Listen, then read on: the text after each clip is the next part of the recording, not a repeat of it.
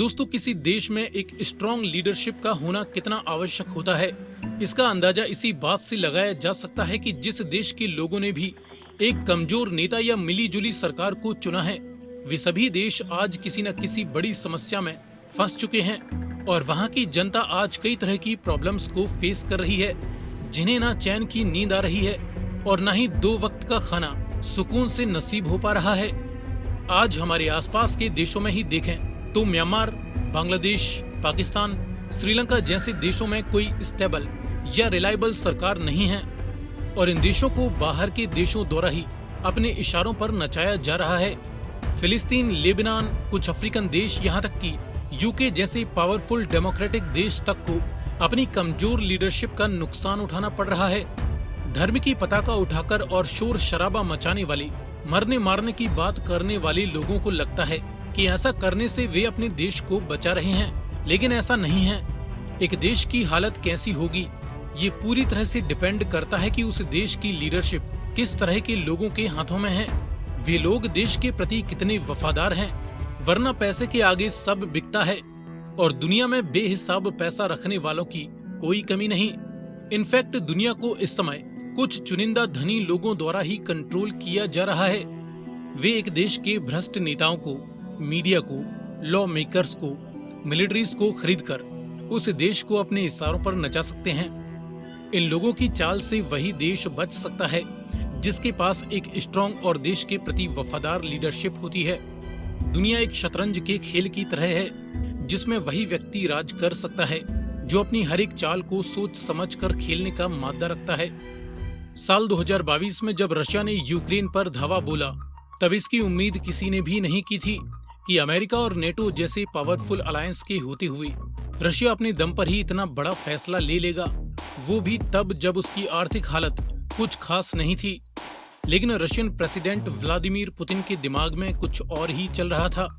शतरंज के खेल में एक माहिर खिलाड़ी तभी कोई बड़ी चाल खेलता है जब उसके सामने वाले खिलाड़ी के मोहरे कमजोर पोजीशंस पर हों।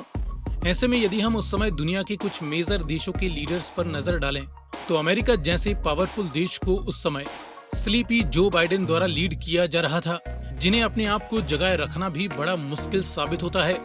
यूरोपियन देशों में फ्रांस अपनी खुद की मुसीबतों से बाहर नहीं निकल पा रहा था।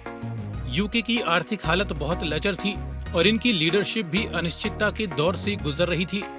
कोरोना के बाद दुनिया भर की आर्थिक हालत सुस्त पड़ी थी और जर्मनी को उस समय रशियन गैस की सख्त आवश्यकता थी। और फिर सबसे बड़ा फायदा रशिया को ये था कि उनके विरोधी देश यूक्रेन की सत्ता टीवी पर नाचने वाले एक जोकर के हाथों में आ चुकी थी।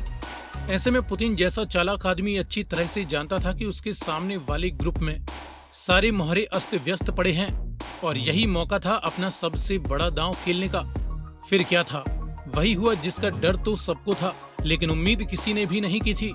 रशिया ने न सिर्फ यूक्रेन पर धावा बोलते हुए उसके कुछ महत्वपूर्ण राज्यों को हड़प लिया, बल्कि दुनिया भर के सैंक्शंस के बावजूद रशियन इकोनॉमी आज भी काफी हद तक सरवाइव कर रही है। यहाँ पर पुतिन ने ये साबित कर दिया कि इस समय दुनिया में उनसे बड़ा चालबाज और हिम्मत वाला नेता और कोई नहीं। पुतिन के अलावा चाइनीज प्रेसिडेंट शी जिनपिंग और Indian prime minister Narendra Modi भी कुछ कम नहीं हैं। इन्होंने रशिया की मजबूरी का फायदा उठाते हुए और दुनिया भर की कमजोर लीडरशिप को देखते हुए बड़ी ही चालाकी के साथ सस्ते रशियन ऑयल एंड गैस को खरीदकर मौके का फायदा उठाते हुए उन्हें अपने करीबी देशों को महंगे दामों पर बेचकर जमकर मुनाफा कमाया। चाइना और भारत, ये दोनों ही दुनिया के 2 सबसे बड़ी मार्केट रखने वाले देश हैं, जिनके सपोर्ट के दम पर ही रशिया पूरे यूरोपियन और दुनिया भर के देशों के दबाव को झेलने में कामयाब हो पाया है। अब हालांकि भारत और चीन एक दूसरे के कट्टर विरोधी हैं और वर्ल्ड पॉलिटिक्स में अपोजिट वाले पर खड़े नजर आते हैं, लेकिन रशिया एक ऐसा देश है जिसने इन दोनों ही देशों के साथ अच्छे रिलेशंस रखते हुए इन्हें किसी न किसी तरीके से एक साथ बनाए रखा है। और इन तीनों ही देशों के पावर ट्रायंगल की उपज है ब्रिक्स समूह। अब भले ही वेस्टर्न देश ब्रिक्स को लेकर कोई खास खतरा नजर न होने की दलीलें देते रहते हैं, लेकिन असल में ये सभी देश ब्रिक्स की पावर को अच्छी तरह से समझ चुके हैं। ब्रिक्स की कॉमन करेंसी दुनिया में डॉलर की वैल्यू को खत्म कर सकती है। ब्रिक्स देशों में दुनिया की सबसे बड़ी आबादी निवास करती है। ब्रिक्स देशों की इकोनॉमी भी आने वाले समय में दुनिया की सबसे बड़ी इकोनॉमी होगी। ब्रिक्स देशों की मिलिट्री पावर दुनिया में सब पर भारी पड़ने वाली है। ऐसे में अमेरिका व सभी यूरोपियन देश ये अच्छी तरह से जानते हैं कि दुनिया का पावर सेंटर अब धीरे धीरे एशिया की तरफ शिफ्ट होता जा रहा है। इसीलिए अब पूरा फोकस इसी बात पर दिया जा रहा है कि किस प्रकार भारत, चीन और रूस के आसपास के माहौल को इतना ज्यादा अनस्टेबल कर दिया जाए कि इन देशों की तरक्की पर लगाम लगाते हुए इनके बीच आपस में ही रिलेशंस को बिगाड़ा जा सके। और इस कड़ी में भारत और चीन के बीच दुश्मनी सबसे बड़ी कमजोरी है, जिसका फायदा पश्चिमी देशों द्वारा उठाया जा सकता है।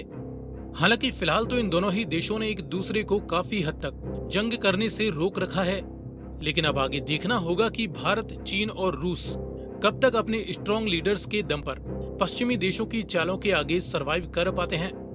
इस बारे में आपकी क्या राय है, कमेंट में लिखकर बताएं। साथ ही जानकारी पसंद आई हो तो वीडियो को लाइक एंड शेयर करते हुए चैनल को सब्सक्राइब करना ना भूलें।